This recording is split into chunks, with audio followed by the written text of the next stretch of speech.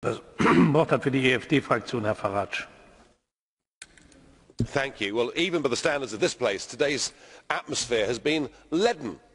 You know, a great global political leader, Mr Barroso, comes along, and out of 750 members, 44 people turn up to listen. Why is that? Well, I've noticed something. I've been here 15 years, but in the last 5 years, something really big has changed. The European dream is crumbling. Absolutely crumbling.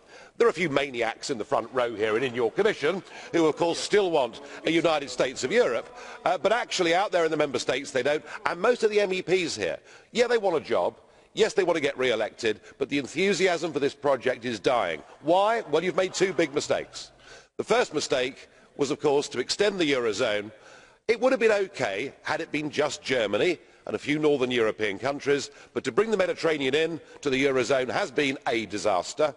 And the second mistake was to allow the free movement of peoples to southern and to eastern Europe. You know, we in the United Kingdom, who've been the most open country with regards to immigration of any European country through a history that has lasted hundreds of years, now have 4,000 migrants a week that come to Britain from the European Union and stay for a year or more.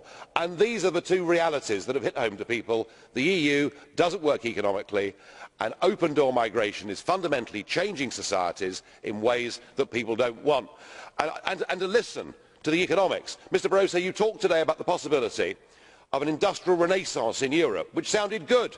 Lighter touch regulation, all very encouraging, and then you say, but we must pursue our climate change carbon targets.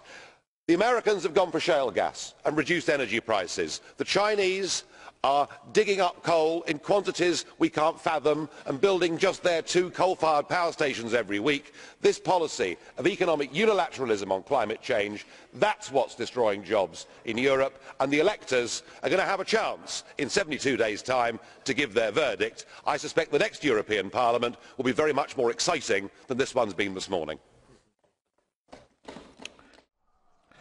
Frau McGuinness, bitte. Mr Farage, I hope you will answer my question, please. You talk about excitement in politics and a leaden debate. With the greatest of respect, I don't want excitement in politics. I want people who work. Will you please commit to stay in this chamber and listen with respect to the responses of those who will be here? Your practice in the past has been to walk out. And could I say that you say that the enthusiasm for the EU is dimming? I think enthusiasm for UKIP is dimming. Well, had there been a proper question there, I might try to answer it. Euroscepticism is growing right across the European Union. Nobody here, not even the maniacs that believe in the project, would question that. It's coming in all shapes and forms. It's on the right, it's in the centre, and it's on the left. And the reason, of course, and you come from Ireland, so you should know better than anybody, the reason, of course, is that actually no one's ever given consent for a political European Union.